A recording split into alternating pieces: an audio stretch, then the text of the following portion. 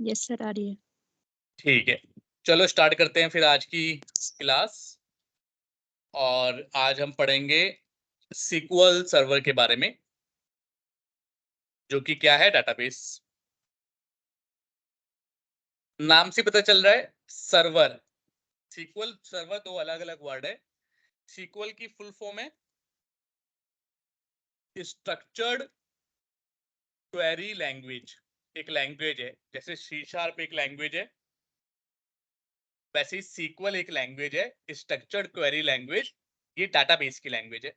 Database में जो आप कोड करते हो वो इस लैंग्वेज में आप वो कोड करोगे। और सर्वर मतलब जैसे कोई भी एप्लीकेशन पूरी दुनिया को कैसे दिखेगी। आप अपने घर पे आपने मान लो एक सॉफ्टवेयर बना लिया अपने लैपटॉप पे, तो वो मुझे कैसे दिखे, या फिर किसी और को कैसे दिखे, जो मुंबई में बैठा है उसे कैसे दिखे, जो अमेरिका में बैठा है उसे कैसे दिखे। तो उसका एक तरीका है, पहले नहीं दिखता था। पहले एक कंप्यूटर की चीज एक ही कंप्यूटर में रह जाती थी, आगे नहीं बढ़ती थी। अगर एक कंप्यूटर की चीज दूसरे कंप्यूटर में देखना है तो पॉसिबल ही नहीं था। लेकिन फिर एक कमिटी बनी जिसे बोलते हैं वर्ल्ड वाइड वेब। आप देखते होंगे हर वेबसाइट के आगे www डॉट लगा के आपको काम करना पड़ता है। www डॉट फिर आप अपनी वेबसाइट का नाम लिखते हो। तो ये जो www है, इसकी फुल फॉर्म है वर्ल्ड वाइड वेब। ये कम्युनिटी है। इन्होंने इंटरनेट की स्थापना की। इसी कम्युनिटी ने यही कम्युनिटी इंटरनेट लेके आई थी। तो इन्होंने क्या कहा कि भाई कि ऐसे तो काम चलेगा ही नहीं कि एक कंप्यूटर में चीज हो और वो दूसरे कंप्यूटर तक पहुंच ही ना पाए। इससे पहले बेसिकली इंटरनेट से भी पहले दूसरी टेक्नोलॉजीज आ गई थी, जैसे रिमोटिंग हो गया, कि मतलब एक ही ऑफिस में 4-5 कंप्यूटर को नेटवर्क से जोड़ दिया था केबल से, और वो आपस में बात कर पा रहे थे। लेकिन जब एक कंप्यूटर यहाँ पे है दिल्ली में, दूसरा कंप्यूटर मुंबई में है, उनमें कम्युनिकेशन करना हो या वहां पे बातचीत करनी हो, वो पॉसिबल नहीं था पहले। तो इंटरनेट के आने के बाद ये सब पॉसिबल हुआ। इंटरनेट इस कमिटी के लोगों ने लेके आया, इसीलिए इन्होंने सबके आगे कह दिया क्योंकि हमने बनाया है तो सब हम जो भी वेबसाइट डालोगे पहले आगे www लगाओगे। अब तो हालांकि नहीं भी लगाओ तो चल जाता है, लेकिन पहले आपको कई बार ये लगाना पड़ता था। ये इन्होंने अपना डिफॉल्ट दे दिया था। हर बंदा जो भी आविष्कार करता है वो अपना कोई ना कोई चीज उस पर छाप छोड़ता है। तो ये लोग इंटरनेट लेके आए। इनका कंसेप्ट क्या था, बड़ा सिंपल कंसेप्ट था। इन्होंने कहा था अगर आपको अपनी कोई वेबसाइट, अपना कोई प्रोडक्ट पूरी दुनिया को दिखाना है तो आपके पास दो चीज होनी चाहिए। एक्चुअली तीन चीज होनी चाहिए। पहला तो इंटरनेट होना चाहिए। इंटरनेट होना चाहिए भाई। इंटरनेट क्या है? एक जाल सा बिछा रखा है पूरी दुनिया में जिसके थ्रू कम्युनिकेशन हो सकता है। दूसरा क्या होना चाहिए? आपका जो प्रोजेक्ट है वो एक सर्वर पे पड़ा होना चाहिए। सर्वर क्या होता है? सर्वर एक घर मान लो, इंटरनेट पे एक किसी का घर है, वो सर्वर पे है। जैसे अपनी दुनिया में अगर आपका कोई घर है तभी मैं आपको ढूंढ पाऊंगा कि भाई कहाँ रहते हो। अगर आपका घर ही नहीं है, आप कहीं रहते नहीं हो, तो मैं आपको ढूंढने निकलूंगा तो कहाँ से ढूंढूंगा। तो दुनिया में मुझे आपको ढूंढना है तो आपका घर होना चाहिए। वैसे ही इंटरनेट पे कोई चीज ढूंढनी है, कोई प्रोजेक्ट ढूंढना है, तो वो सर्वर पे अपलोडेड होना चाहिए। तो आपका प्रोजेक्ट कहाँ होगा अपलोडेड? सर्वर पे। इन्होंने कहा भाई पहली चीज इंटरनेट होनी चाहिए। दूसरा, आपका प्रोजेक्ट सर्वर पे अपलोड होना चाहिए। सर्वर कोई बहुत भयंकर चीज नहीं है।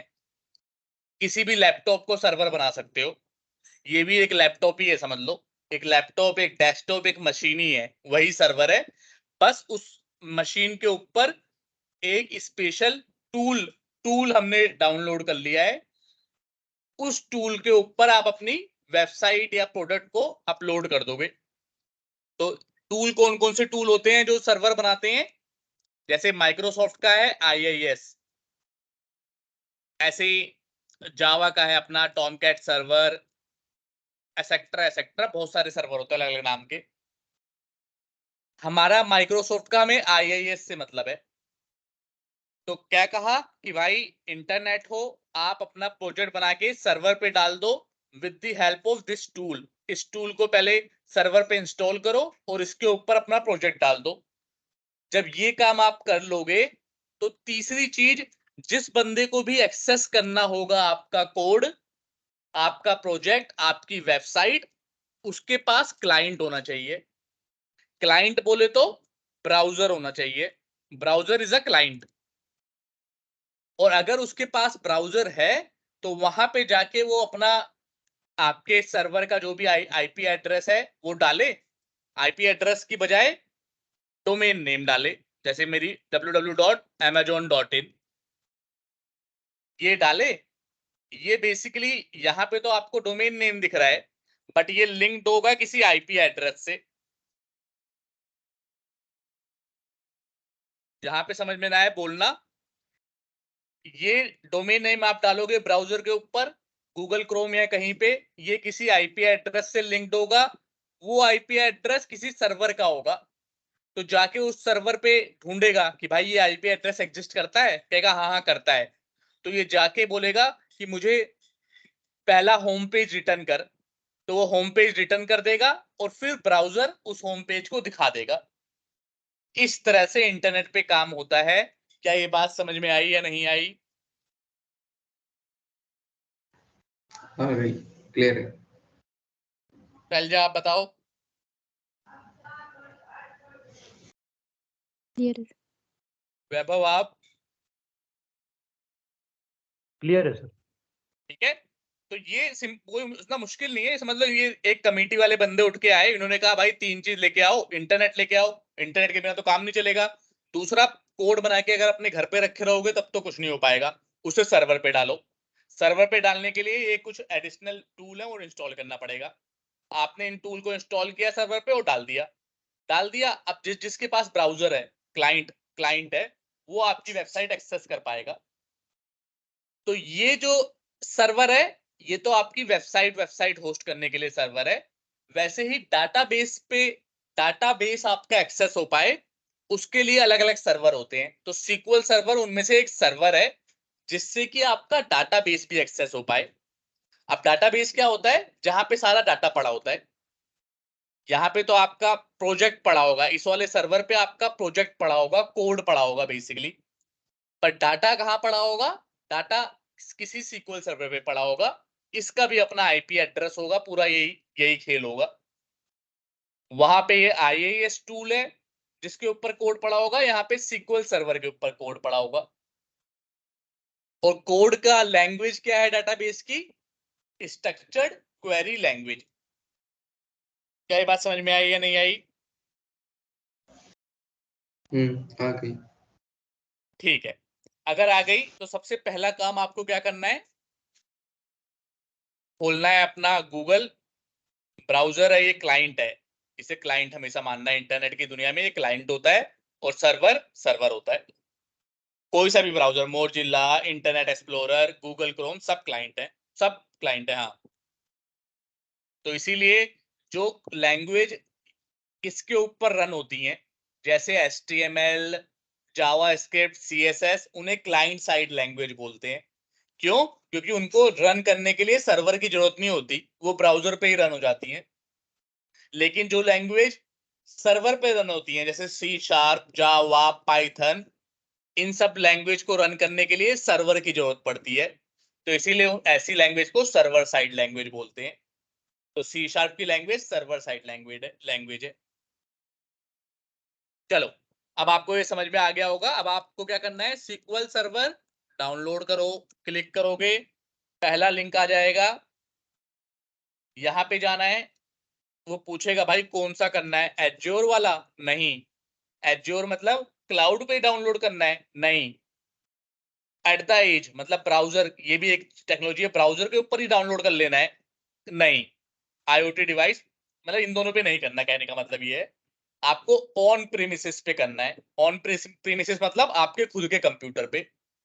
ऑन प्रीमाइसेस का मतलब होता है कि आपके खुद के कंप्यूटर पे आपको SQL सर्वर डाउनलोड करना है। तो ये डाउनलोड कर लोगे, इंस्टॉल कर लोगे, नेक्स्ट नेक्स्ट नेक्स्ट करते जाना है, कुछ इसमें बड़ा काम नहीं करना। कोई डाउट होगा तो मेरे से पूछ लेना कि यहाँ पे सर ये समझ नहीं आ रहा, क्या करूं। तो जब ये डाउनलोड कर लोगे उसके बाद नेक्स्ट स्टेप करना है। अच्छा, ये वाला कर लेना, ये डेवलपर वर्जन है ना, ये भी मेरे ख्याल से डेवलपर, अच्छा ये एज्योर इनेबल्ड है, ये मत करना। और download free specialize edition, full feature free edition licensed for user development and test based in non production. हाँ, ये वाला कर लेना, डेवलपर वाला। तो ये जब डाउनलोड कर लोगे तो सर्वर डाउनलोड हो जाएगा। उसके बाद एक और चीज डाउनलोड करनी है, उसे बोलते हैं SSMS। जैसे विजुअल स्टूडियो के ऊपर C# का कोड लिखते हो, वैसे ही SSMS की फुल फॉर्म है सीक्वल सर्वर मैनेजमेंट स्टूडियो। इसके ऊपर सीक्वल का कोड लिखोगे तो ये डाउनलोड करना है। माइक्रोसॉफ्ट की वेबसाइट आएगी, वो पूछेगा डाउनलोड सीक्वल सर्वर, आप कहोगे नहीं नहीं वो तो मैंने कर लिया है। नीचे आओगे, यहाँ पे लिखा है डाउनलोड SSMS। जब ये डाउनलोड कर लोगे तो आपके सिस्टम में अब दो चीज डाउनलोड हो गई, एक तो सर्वर भी डाउनलोड हो गया और दूसरा विजुअल स्टूडियो के जैसे टूल है वैसे ही SSMS एक टूल है जिसके ऊपर आप कोड लिखोगे, वो भी डाउनलोड हो गया। अब जैसे ही डाउनलोड होगा यहाँ पे SSMS टाइप करोगे तो ये सीक्वल सर्वर मैनेजमेंट स्टूडियो खुल जाएगा, मतलब दिख जाएगा आपको। आप उस पर क्लिक करोगे और ये याद रखो सीक्वल सर्वर C# से बहुत आसान लैंग्वेज है। सबसे आसान लैंग्वेज में से एक लैंग्वेज होती है सीक्वल सर्वर। तो अभी आपको लगेगा कि नहीं तो बड़े बच्चों वाली लैंग्वेज है। अब इस तरह से खुलेगा, एक सर्वर खुल गया है। कह रहा है भाई बताओ सर्वर टाइप क्या है। बहुत सारे टाइप आएंगे, आपको डाटाबेस लेना है। बाकी रिपोर्टिंग के लिए, एनालिसिस के लिए और अलग अलग कामों के लिए आप डाटाबेस बना रहे हो तो डाटाबेस इंजन लेना है। सर्वर का नाम पूछेगा, यहाँ पे आप लोकल होस्ट लिखोगे। लोकल होस्ट मतलब मेरा खुद का सर्वर, मेरा खुद का, ये जो मेरी मशीन पे सर्वर बना दो मेरी मशीन को। अगर आपका सर्वर किसी दूसरी मशीन पे पड़ा हुआ है, कहीं और पड़ा हुआ है, तो उस मशीन का IP एड्रेस लिखते हैं यहाँ पे। लेकिन फिलहाल आपको, आपके पास कोई दूसरी मशीन वाला सर्वर तो है नहीं, आपकी खुद की मशीन पे है, तो आप लिख दोगे लोकल होस्ट कि भाई लोकल होस्ट पे सर्वर पड़ा है, वही वाला कनेक्ट कर लो। अब वो पूछेगा कि क्या विंडो ऑथेंटिकेशन क्या है, आप इस सर्वर को एक्सेस करने लायक भी हो नहीं हो। तो जब आप सीक्वल सर्वर इंस्टॉल कर रहे होगे तो वहां पे बाय डिफॉल्ट वो विंडो ऑथेंटिकेशन ही रखता है। विंडो ऑथेंटिकेशन का मतलब होता है जो बंदा आपके लैपटॉप को लॉगिन कर पाए, वो बंदा आपके सीक्वल सर्वर को भी लॉगिन कर पाएगा। तो जो लैपटॉप का यूजर है वही यूजर सीक्वल सर्वर का भी बन जाएगा। जब आप सीक्वल सर्वर इंस्टॉल करोगे तो बाय डिफॉल्ट वो विंडो ऑथेंटिकेशन ही रखता है। इसके अलावा सीक्वल सर्वर ऑथेंटिकेशन एक होता है जिसमें आपको अपना यूजर नेम और पासवर्ड बनाना होता है, पर अभी आपको उसकी जरूरत नहीं है क्योंकि हमें डिफॉल्ट सेटिंग के साथ चलना है। तो वो विंडो ऑथेंटिकेशन ही रहेगा। तो वो ऑटोमेटिकली यूजर नेम पासवर्ड ले लेगा। देखो, जो मेरा डेस्कटॉप का नाम है उसने ऑटोमेटिकली ले लिया क्योंकि मैं ऑलरेडी लॉगिन हूं ना, लॉगिन हूं तभी तो इसे खोल पा रहा हूं। अगर अपने विंडो पे लॉगिन ही ना होता तो मैं खोल कहां से पाता। तो क्योंकि मैं ऑलरेडी लॉगिन हूं तो ये कह रहा है अच्छा तू तो ऑलरेडी लॉगिन है और तूने विंडो ऑथेंटिकेशन बोल रखा है, तब तो तू ऑथेंटिकेटेड बंदा है, क्योंकि तू लॉगिन है तभी तो तू सर्वर एक्सेस कर पा रहा है। क्या बात समझ में आ रही है, नहीं आ रही? क्लियर है। जिसको ना हो बोल देना कि नहीं ये बात समझ में नहीं आई। तो ये तीन चीज हो गई। सर्वर का टाइप ले लिया डाटाबेस, सर्वर का नाम लोकल होस्ट, लोकल होस्ट का मतलब जो वही सर्वर जो हमने यहाँ पे इंस्टॉल किया है, और ऑथेंटिकेशन विंडो ऑथेंटिकेशन। उसके बाद कनेक्ट कर लोगे। कनेक्ट कर लोगे तो यहाँ पे खुल गया आपका विजुअल स्टूडियो खुल गया। जैसे विजुअल स्टूडियो खुलता है वैसे ही SSMS खुल गया।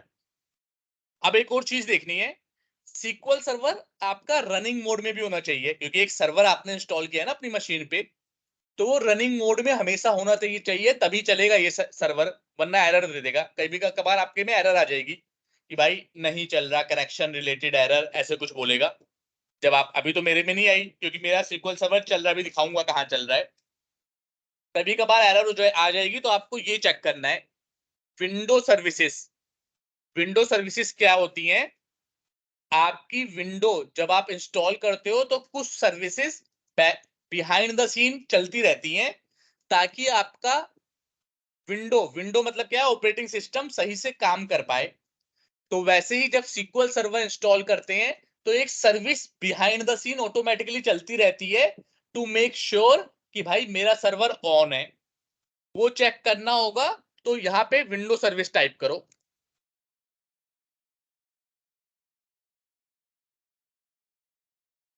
क्या हो गया, खुल क्यों नहीं रहा?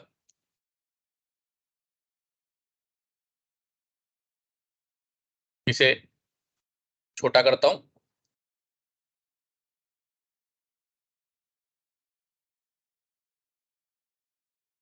मेरे विंडो में कुछ गड़बड़ सी लग रही है लेकिन कोई नहीं। यहाँ पे आपको SVC टाइप करना है। मेरा सर्च में टाइप नहीं हो रहा। हाँ, यहाँ पे कर लेता हूँ।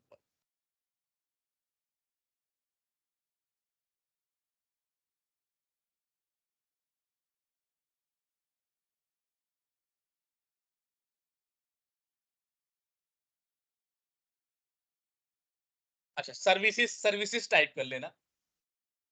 सर्विसेज टाइप करोगे, इस पे क्लिक करोगे तो जितनी भी आपकी सर्विसेज चल रही होंगी बिहाइंड द सीन। तो कभी भी कभार आप सोचते हो ना कि यार विंडो पे ये सारा काम कैसे होता है कि हम आउटलुक खोल रहे हैं, ये खोल रहे हैं, सब ये ऑटोमेटिकली कैसे समझता है। फाइल सेव करते हैं तो फाइल सेव हो जाती है, जो भी करते हैं वो सारा काम हो जाता है। तो क्योंकि बिहाइंड द सीन इतनी सारी सर्विसेज देखो चल रही होती हैं इसके साथ साथ, ये सारी सर्विसेज आपको बाकी किसी कुछ रनिंग मोड में है, कुछ नहीं है। ये रनिंग मोड में क्या होती है, ऑटोमेटिकली रन होती है, आपके विंडो को सही चलाने में हेल्प करती हैं। बट हमें बाकी सर्विसेज से कोई लेना देना नहीं है। हमें ये देखना है SQL सर्वर इंस्टॉल हो जाएगा तो ये देखो SQL सर्वर की एक सर्विस होगी, ये हमेशा रनिंग मोड में होनी चाहिए। अभी इसे दिखाने के लिए आपको स्टॉप कर देता हूं। अब स्टॉप कर दी। अब इसे डिस्कनेक्ट करके दोबारा से कनेक्ट करने की कोशिश करता हूं। आप देखो भड़क जाएगा, कहेगा SQL सर्वर इंस्टॉल तो है लेकिन रन नहीं कर रहा। इस सर्वर इस मशीन पे पड़ा तो हुआ है बट रन नहीं कर रहा, तो मैं नहीं कनेक्ट करूंगा। थोड़ा टाइम लगा रहा है, थोड़ा अभी ढूंढेगा कि कहीं मिल जाए, कहीं चल रहा होगा। जब नहीं मिल पाएगा तो फैल जाएगा बेचारा।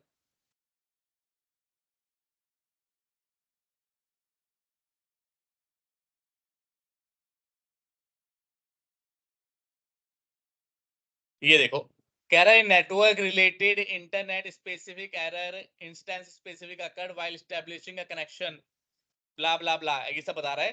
बट कहने का मतलब ये है कि कह रहा है भाई मैं कनेक्शन नहीं बना पा रहा सर्वर से।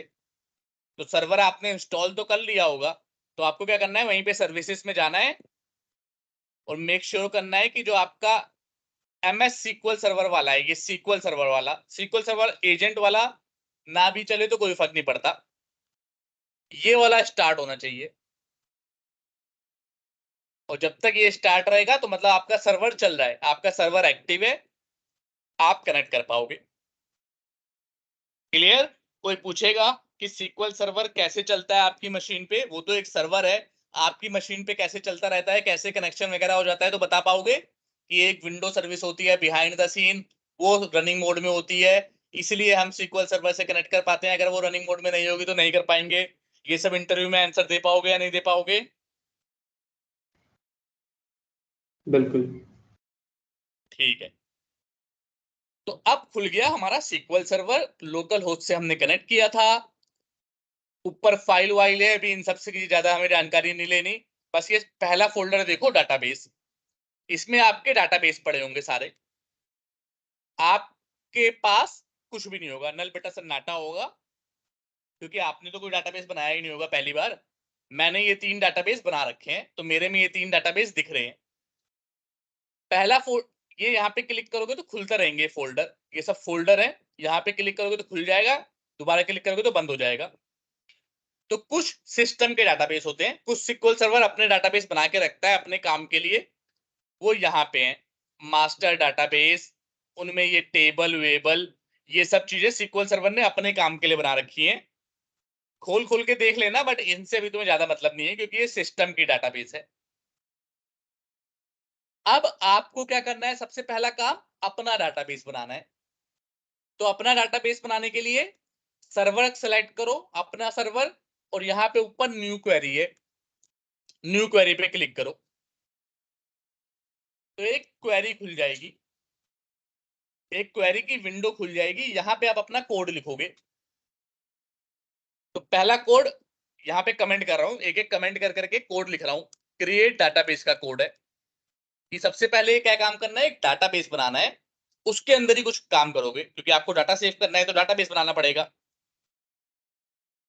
बड़ी सिंपल, सिंपल इंग्लिश। अगर आपको सिंपल इंग्लिश आती है, this is a boy, you are a girl, I am a boy, ये वाली इंग्लिश आती है तो SQL सर्वर भी आ जाएगा। आप देखो, क्रिएट डाटाबेस करना है तो क्या सिंटैक्स है, क्रिएट डाटाबेस और डाटाबेस का नाम। जैसे हम क्या है, IT एक्सपर्ट सैरा, हमारा नवंबर में बैच शुरू हुआ था तो नवंबर बैच, लो बन गया डाटाबेस। यहां पे इसे सेलेक्ट करो। अगर सेलेक्ट नहीं करोगे, रन कर दोगे, तो इस पेज पे जितनी भी कमांड लिखी होंगी सब रन हो जाएगी। फिलहाल तो एक ही कमांड लिखी है, तो अगर ऐसे भी रन कर दूं तो कोई फर्क नहीं पड़ता। लेकिन आदत बनाओ कि जोन सी कमांड रन कर रहे हो उसको सेलेक्ट करके रन करो ताकि वही वाली कमांड रन हो। अगर यहाँ पे 5-7 कमांड लिखी होती मैंने, तो मैं जिसको सेलेक्ट करके एग्जीक्यूट करूंगा वही रन होनी चाहिए। अगर बिना सेलेक्ट किए कर लिया तो सब रन कर देगा वो। तो हमेशा आदत बनानी है कि अपनी कमांड लिखो, सेलेक्ट करो, एग्जीक्यूट, एग्जीक्यूट मतलब रन करना। क्लिक कर दिया, यहां पे लिखा जाएगा कमांड कंप्लीटेड सक्सेसफुली। तो ये डाटाबेस यहां पे बन जाएगा। बन गया या नहीं बना, बताओ, दिख रहा है? हाँ बन गया। कहां बना, मुझे तो नहीं दिख रहा। IT कमांड एक्सपर्ट सारा कंप्लीट। नवंबर बैच कहां बना है बताओ? अच्छा हाँ। ऐसे हवा में मत बोलो, देख देख के बोलो, ऐसे बीच बीच में गलत भी पूछता रहूंगा मैं। अभी बन गया है लेकिन दिख नहीं रहा। तो क्योंकि रिफ्रेश। एग्जीक्यूट यहाँ पे बोला है सक्सेसफुली, तो भाई झूठ तो नहीं बोला होगा SQL सर्वर ने।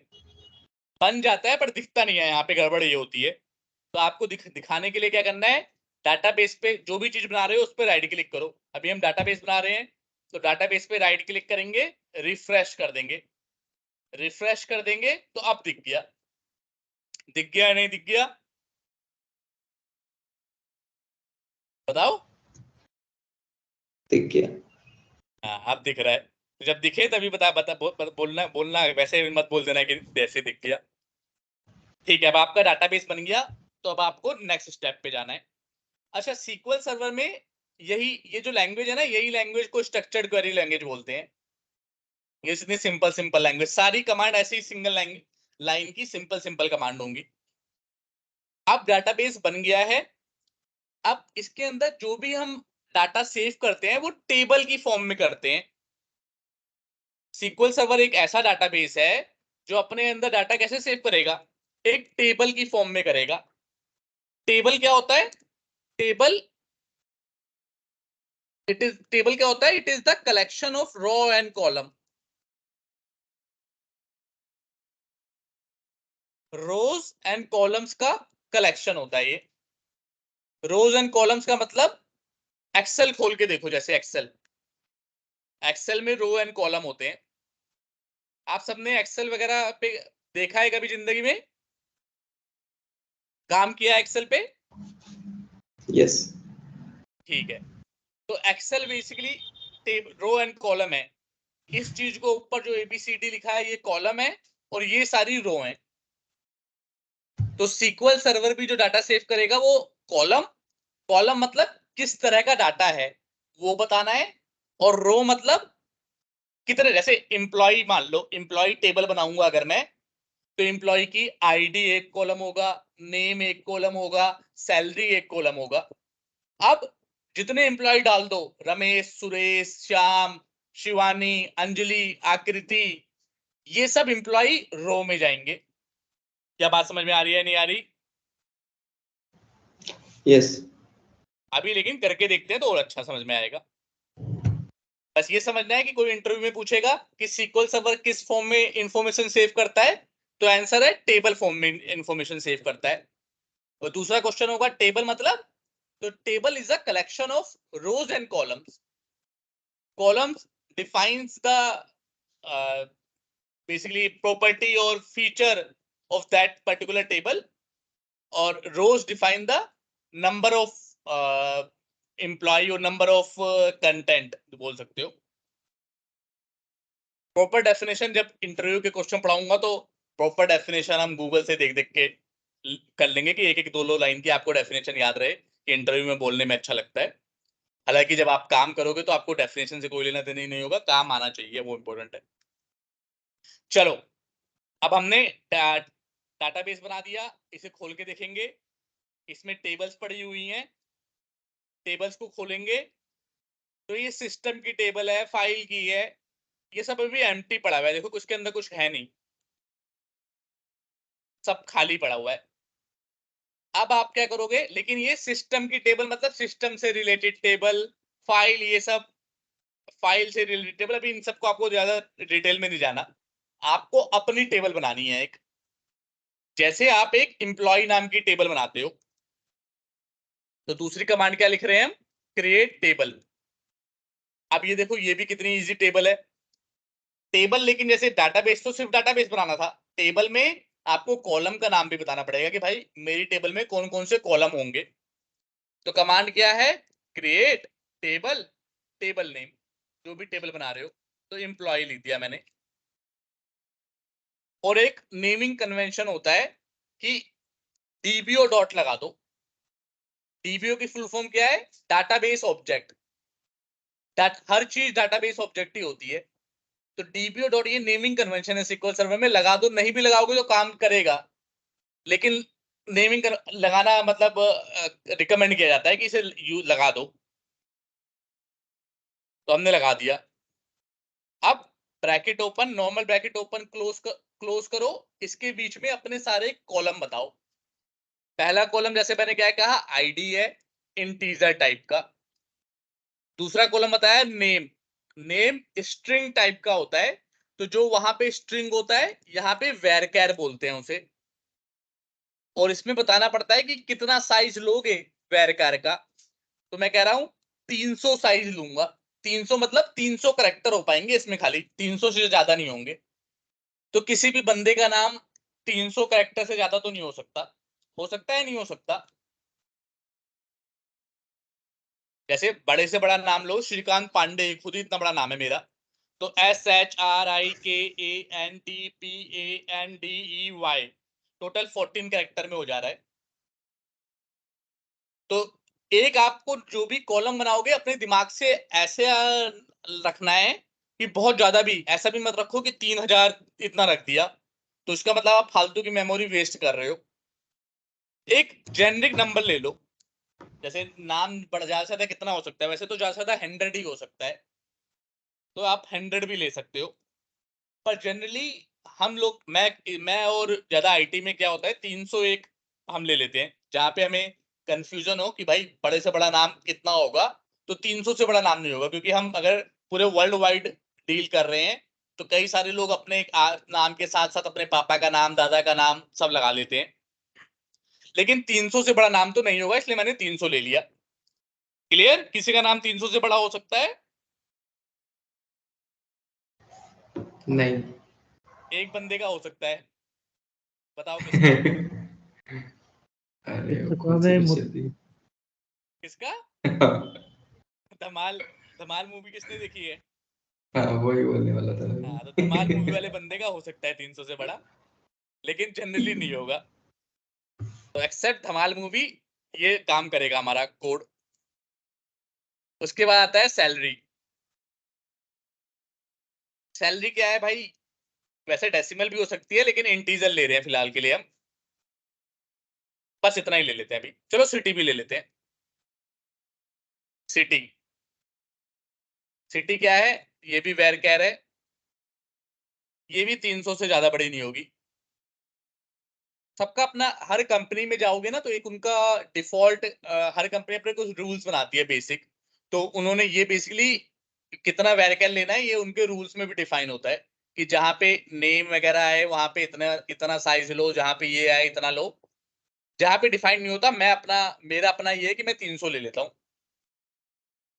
बाकी आप अपनी कंपनी के रूल एंड रेगुलेशन के हिसाब से चलोगे, और जहाँ पे नहीं होगा डिफाइन वहां पे 300 आप भी ले लेना। बस अब इसे सेलेक्ट किया और चला दिया, सब एक साथ नहीं चलाऊंगा, खाली इसे सेलेक्ट करूंगा और चला दूंगा। लेकिन अभी चलाऊंगा ना तो थोड़ा गड़बड़ हो जाएगी। क्यों? क्योंकि ये जो रन करेगा वो मास जो यहाँ पे सिलेक्टेड है उस वाले डाटाबेस में रन करेगा। मेरा डाटाबेस का नाम ये है, बट ये रन करेगा मास्टर में। मास्टर डाटाबेस क्या होता है? सीक्वल सर्वर का अपना डाटाबेस होता है। दिखाता हूं, ये वाला डाटाबेस सिस्टम डाटाबेस के अंदर मास्टर डाटाबेस है, ये सीक्वल सर्वर का डाटाबेस है, इसके अंदर बना देगा टेबल, यहां पे कहीं टेबल बना देगा वो इसके अंदर, जबकि मुझे तो मेरे डाटाबेस के अंदर बनानी है, आईटी एक्सपर्ट सारे के अंदर। तो मुझे मेक श्योर करना है कि यहां से मैं ड्रॉप डाउन से अपना डाटाबेस सेलेक्ट करूं, ये वाला। अब जब रन करूंगा तो मेरे डाटाबेस में चलेगा।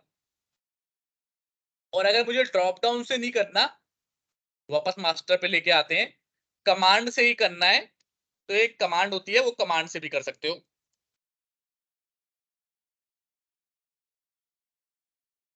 उसका नाम क्या है? यूज। यूज कि भैया बना लिया, अब मैं इसको यूज करूंगा। सेलेक्ट करोगे तो यहां पे देखना भी चेंज हो जाएगा। अभी एग्जीक्यूट नहीं किया, जैसे एग्जीक्यूट करूंगा चेंज हो गया ऊपर। क्लियर? तो आपको अपनी टेबल वगैरह अपने डाटाबेस में बनानी है, मेक श्योर करना है कि ये आपका डाटाबेस सेलेक्ट हो। कई स्टूडेंट आते हैं मेरे पास प्रैक्टिस करने के लिए कि सर हम तो दबा के टेबल बना रहे हैं लेकिन हमारे डाटाबेस में टेबल ही नहीं दिख रही। तो आप लोग ये गलती मत करना, ऊपर डाटाबेस अपना सेलेक्ट करना। अब एग्जीक्यूट कर दिया तो बन गया। बन गया तो खोलेंगे तो हमें टेबल दिख जाएगी। दिख रही है टेबल एम्प्लॉय नाम की? बताओ अभिनव। नहीं दिख रही, सिस्टम टेबल्स फाइल टेबल्स ही दिख रहे हैं। करेक्ट, अभी नहीं दिख रही। तो दिखाने के लिए क्या करना है, यहाँ पे रिफ्रेश करना है। रिफ्रेश करके अब दिख गई। करेक्ट। Database object employee. हाँ, dbo.employee, यही टेबल का नाम ये रखा था हमने, तो अब दिख गई।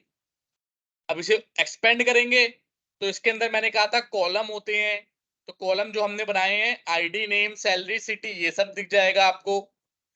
कीज, कांस्टेंट, ये सब अभी जब आएगा तो पढ़ाऊंगा, अभी आपको टेंशन नहीं लेनी। अभी ये बस ये कॉलम देखो, जो जो आपने बनाया है वो सब दिख गया आपको, साइज वाइज सब बता दिया। आगे नल बता रहा है। नल का मतलब कि इसमें नल वैल्यू भी आप डाल सकते हो। अगर इसके आगे मैं ये लिख देता इंट नॉट नल, तो वो नल वैल्यू एक्सेप्ट नहीं करता। बाय डिफॉल्ट ये नल वैल्यू एक्सेप्ट करते हैं सारे सारे डाटा टाइप सीक्वल सर्वर में, तो इसीलिए यहाँ पे आ रहा है नल, कि भाई नल भी डाल सकते हो। बन गई। तो अब हमें क्या करना है, अगली कमांड करनी है, सेलेक्ट करो डाटाबेस, सॉरी सेलेक्ट करो टेबल। सेलेक्ट मतलब कि हमारी टेबल में क्या डाटा पड़ा है, अगर ये चेक करना है तो सेलेक्ट कमांड से होता है। सेलेक्ट एस्ट्रिक फ्रॉम, बड़ी सिंपल कमांड है कि भाई सेलेक्ट एस्ट्रिक मतलब सब कुछ। चाहो तो सिर्फ आईडी और सिर्फ नेम भी ले सकते हो, लेकिन अगर आपको सब कुछ सेलेक्ट करना है तो star, star from dbo.employee। Select कर लिया तो पूरी लिस्ट दिख जाएगी। अभी तो कोई डाटा ही नहीं पड़ा, तो खाली दिख रहा है। अब स्टार की जगह मैं बता रहा हूं ना कि आपके ऊपर है, अगर आपको खाली आईडी और नेम देखना है तो select ID name from employ, तो खाली आईडी और नेम दिखेगा। अगर सिटी देखनी है, सैलरी नहीं देखनी, तो आईडी नेम सिटी कर दोगे तो सिटी दिख जाएगा। सैलरी भी देखनी है तो सैलरी भी कर दो तो भी चारों दिख जाएंगे। और ये चारों क्योंकि चार ही कॉलम है तो चारों की जगह एस्ट्रिक लिख दोगे और सेलेक्ट करके चलाना एग्जीक्यूट हमेशा, तो तभी भी दिख जाएगा। क्या बात समझ में आई कि एस्ट्रिक का इस्तेमाल कब होता है, और यहाँ पे अगर पर्टिकुलर कॉलम का नाम लिखेंगे तो खाली वही कॉलम की वैल्यू दिखेगी, अदरवाइज एस्ट्रिक लिखेंगे तो सबकी दिखेगी। और सेलेक्ट की कमांड क्या है, सेलेक्ट एस्ट्रिक फ्रॉम dbo.employee। कोई डाउट या परेशानी इसमें? नहीं, क्लियर है। वैभव आप बताओ। क्लियर है सर। ठीक है, अब लेकिन खाली खाली है, अब इसमें कुछ एम्प्लॉय की इंफॉर्मेशन डालते हैं। तो एम्प्लॉय की इंफॉर्मेशन डालने के लिए क्या करते हैं, इंसर्ट कमांड। ये क्या है, ये भी सिंपल, जब पूरी लैंग्वेज ही सिंपल है तो ये भी सिंपल होगी कि भाई इंसर्ट इनटू, किसके अंदर करना है, dbo.employee वैल्यूज। वैल्यू क्या क्या है, अब सारे कॉलम की वैल्यू दो ब्रैकेट के अंदर, 1 आईडी की वैल्यू 1 हो गई। अच्छा, यहां पे स्ट्रिंग को डबल कोट्स में नहीं, सिंगल कोट्स में देते हैं। नेम वैभव, सैलरी 5 लाख, सिटी राजस्थान, कुछ भी लिख दे रहे हैं, कुछ भी लिख दे रहे हैं अभी, अब वैसा कोई कंफर्म नहीं है कि यहीं पे रहते हो। अब ये करके इंसर्ट कमांड क्या है, इंसर्ट इनटू dbo.employee वैल्यूज, सारी वैल्यू दे दी कॉलम की। अब जब एग्जीक्यूट करेंगे तो 1 रो अफेक्टेड, कि मतलब भाई एक रो आ गई इसके अंदर। आप दोबारा से सेलेक्ट करके देखेंगे तो जो रो इंसर्ट की थी वो आ गई, दिख रही है अभी डाटा इसमें। पहले इंसर्ट वाले को सिलेक्ट करा, देन उसके बाद सिलेक्ट स्टार वाले को। करेक्ट, पहले इंसर्ट वाली चलाई तो डाटा इंसर्ट हो गया था। अब लेकिन इंसर्ट हो गया तो देखना भी तो है, तो देखने के लिए हमेशा ये चलानी है, ओके। देखने के लिए हमेशा ये चलानी है। अब 2-4 रो इंसर्ट कर देते हैं, क्योंकि खाली एक इंसर्ट करने पे मजा नहीं आ रहा ना, कि एक ही डाटा थोड़ा ना पड़ा रहेगा। एक किसी कंपनी में एक ही एम्प्लॉय थोड़ा ना होता है, कम से कम 4-5 एम्प्लॉय तो होते ही हैं। आप सब लोगों को ही की वेल डाटा ही डाल देते हैं।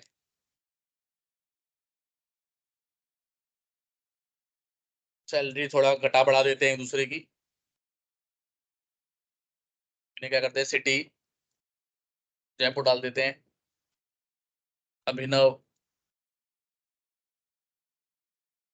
एक और 1.5 बढ़ा देते हैं, सिटी गाजियाबाद डाल देते हैं, शिवानी 250 डाल देते हैं, दिल्ली डाल देते हैं, और लास्ट में श्रीकांत सैलरी कुछ भी डाल दो, 1500 डाल देते हैं, मैं सिंगापुर डाल देता हूँ। चलो, अब ये भी आईडी भी चेंज कर देते हैं, 3-4, क्योंकि सबकी एम्प्लॉय आईडी अलग अलग होती है। अब सबको एक साथ चला रहा हूँ, चारों को एक साथ भी चलाओगे तो भी चल जाएगा, ऐसा कोई नहीं है कि एक एक करके चलाना है। चारों को सेलेक्ट किया, एग्जीक्यूट कर दिया, तो 4 रो अफेक्टेड हो गई। अब सेलेक्ट एस्ट्रिक फ्रॉम एम्प्लॉय करूंगा तो ये सारा डाटा आ जाएगा। आ गया या नहीं आ गया?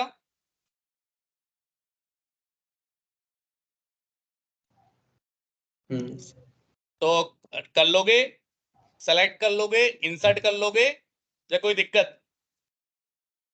हो जाएगा। ठीक है, अब मान लो अपडेट करना है कि भाई जिसकी आईडी 2 है ना, उसका नाम सैलजा नहीं था, उसका नाम तो तनुश्री था। तो अपडेट के लिए और भी आसान, अपडेट भी आसान है। क्या करना है, अपडेट टेबल का नाम, सेट, क्या सेट करोगे, नेम, जो भी कॉलम सेट करना है, जैसे नेम को कर देना है मुझे तनुश्री, कोमा, सैलरी भी चेंज कर देनी है, सैलरी क्या कर देनी है 45,000। अब वेयर, अच्छा तनुश्री क्या है, ये स्ट्रिंग है, तो स्ट्रिंग को हमेशा सिंगल कॉलम में लेना है, स्ट्रिंग नहीं, यहाँ पे वेरकर बोलेंगे हमेशा। अब अगर मैंने यही चला दिया ना खाली, तो ये सबको अपडेट कर देगा। तो मुझे बताना पड़ेगा भाई सबको नहीं करना, सिर्फ 2 को करना है। तो यहाँ पे जब कंडीशन लगानी पड़ती है तो वेयर लगता है। अगर बिना कंडीशन के चला दिया तो क्या बोला है, डीपीओ एम्प्लॉय को कर, नाम ये कर दे, सैलरी ये कर दे, पर बताया नहीं कि किसकी करनी है, तो ये सबकी अपडेट कर देगा। तो इससे बचने के लिए हमेशा वेयर लगाते हैं, वेयर आईडी इक्वल टू 2, और कोई कॉलम करना हो तो उसको भी कोमा लगा के कॉलम लगा दो। तो अपडेट ये सेट, जो भी कॉलम है उसकी नई वैल्यू सेट कर दो, वेयर आईडी इक्वल टू 2, जरूरी नहीं कि आईडी लगाना है, नेम भी लगा सकते हो, नेम इक्वल टू सैलजा। तो जो भी कंडीशन लगानी है वो लगा सकते हो यहाँ पे वेयर में, कि भाई उसी को चेंज कर जहां पे सैलजा नाम है, या फिर उसी को चेंज कर जहां पे आईडी 2 है। अब जैसे इसे रन करूंगा अपडेट वाली, एक रो इफेक्ट हो गई कि भाई एक रो चेंज कर दी मैंने। देखने के लिए सेलेक्ट वाली कमांड दोबारा चला दूंगा, तो जहां पे सैलजा थी वहां पे तनुश्री आ गई। ये देखो सैलरी भी अपडेट हो गई। क्लियर है? कोई डाउट? अपडेट कैसे करना है, कमांड पढ़ो एक बार अपने आप। Update table name set column name, comma लगा के, अगर 2 कॉलम, अगर एक ही करना है तो ये एक ही रहेगा, 2 करना है तो कोमा लगा के, 2 3 जिसको भी करना है तो कोमा लगा के करना है। और फिर वेयर कंडीशन लगानी जरूरी है, याद रखना, वरना ये सबको अपडेट कर देगा, जितने भी रो है सबको कर देगा। अगर 5 घर हैं, आपको बोलना है कि मिठाई देके आ, तो आपको बताया नहीं किसको देना है, आपको मिठाई दे दी तो आप सबको देके आ जाओगे, लेकिन आपको बता दिया कि भाई उसी को मिठाई देके आ जिसके घर का एड्रेस 2 है, या जो भी है फलाना एड्रेस है, तो आप उसी घर को देके आओगे। उसी तरह से SQL सर्वर भी है कि अगर आप वेयर लगाओगे तो उसी को अपडेट करेगा, वेयर के बिना चला दिया, खाली इतना सेलेक्ट करके चला दिया तो सबको अपडेट कर देगा।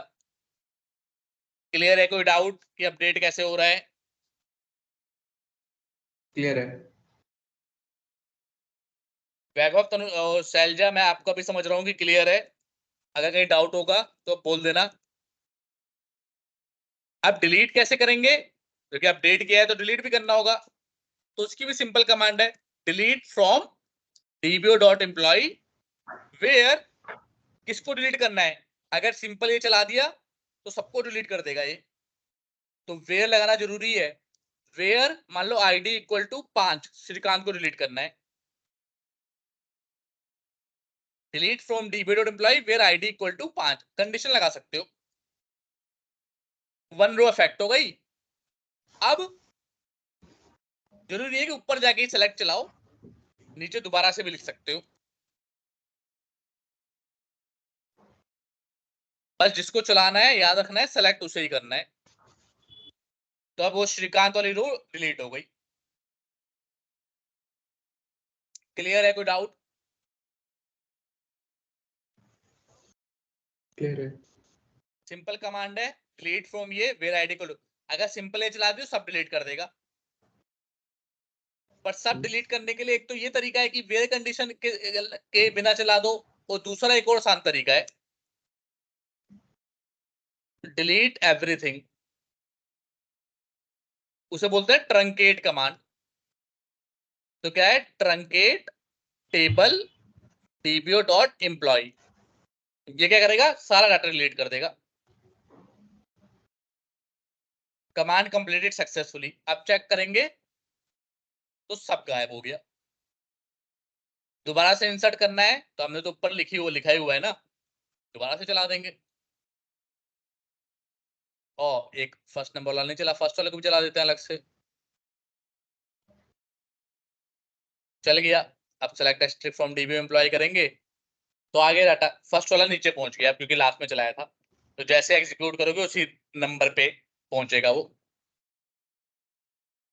तो क्या ये चीजें आपको समझ में आई कि कैसे डाटाबेस बनाना है, कैसे टेबल बनानी है, कैसे इंसर्ट करना है, कैसे सेलेक्ट करना है, कैसे अपडेट करना है और कैसे डिलीट करना है? क्या इस चीज में कोई क्वेश्चन या डाउट? क्लियर है, पर भाई एक चीज पूछनी है। आप पूछो। जैसे जैसे हम ये डिलीट कर रहे हैं तो ये रो वाइज हो रहा है, ओके, बट अगर कॉलम वाइज करें तो पॉसिबल है उसमें भी, यही सेम कमांड है, अलग है? नहीं, मतलब इसमें कॉलम वाइज इस पे फंक्शन नहीं होता कि अगर आप चाहो कि ये सिटी वाला डिलीट हो जाए, सैलरी रहे, तो ये पॉसिबल नहीं होता। इसके लिए आपको टेबल का देखो, क्योंकि कॉलम कब बने हैं, कॉलम टेबल बनाते वक्त बने हैं। तो घर बनाते वक्त अगर कोई दीवार बनी है तो उसे अलग से, चलो वो एग्जांपल गलत है, ये देखो कि क्योंकि एक टेबल बनाते वक्त कॉलम बनाए हैं, तो आप ये नहीं कर सकते कि सिटी को, सारी सिटी को ये डिलीट कर दो, इस तरह से नहीं। मतलब कर सकते हो, अगर आपकी रिक्वायरमेंट ये है कि सब सिटी डिलीट करनी है, तो आप क्या करोगे, आपको कमांड बनानी इसी तरह से पड़ेगी। लेकिन मान लो अगर आपको ये करना है कि सारी सिटी डिलीट करनी है, तो delete from dpo dot employee where city is not equal to ये, कि भाई जहां सिटी की वैल्यू खाली नहीं है सबको डिलीट कर दे।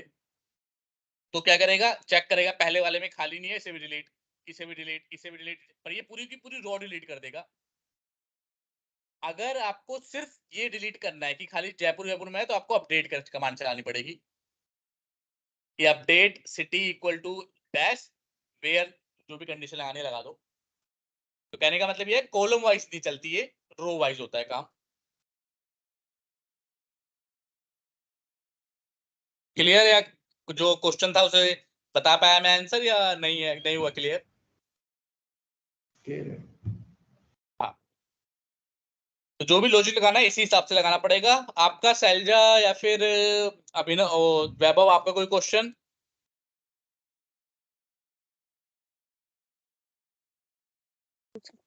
No sir. ठीक है, चलो फिर आज की क्लास इतनी ही। अब ये सब प्रैक्टिस करना, SQL सर्वर डाउनलोड करके इंस्टॉल करके, और फिर मिलेंगे कल की क्लास में ही। और कल, आज कम से कम डाउनलोड तो कर ही लेना, भले ही प्रैक्टिस ना कर पाओ, अगर आप लोगों को टाइम ना मिल पाए तो डाउनलोड इंस्टॉल तो कर ही लेना। फिर कल की क्लास के बाद आपके पास 3 4 5 दिन रहेगा, उसमें अच्छे से प्रैक्टिस करना। ओके। ओके, ऑलराइट, चलो फिर मिलते हैं नेक्स्ट क्लास में, तब तक के लिए बाय बाय।